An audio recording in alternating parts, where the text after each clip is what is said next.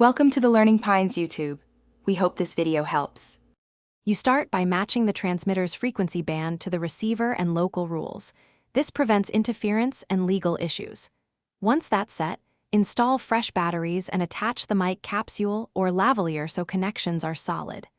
Turn on the receiver first, then the transmitter. Make sure LEDs indicate stable power and signal.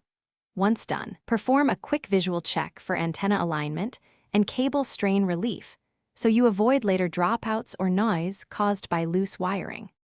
You now pair the units using IR sync or manual channel selection so both share the same frequency and subchannel.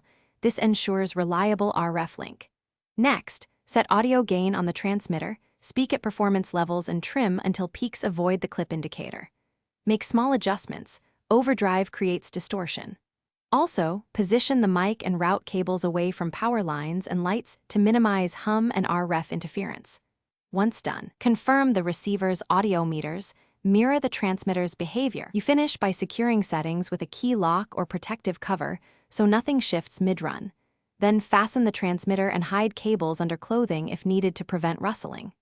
Do a full walk test around the performance area and record a short sample to confirm signal integrity and consistent levels. If you encounter silence or dropouts, start troubleshooting. Check battery charge and mute switch, confirm transmitter and receiver share the exact channel, and inspect antenna and connector seating before swapping gear. Thanks for watching. Consider subscribing if we helped you.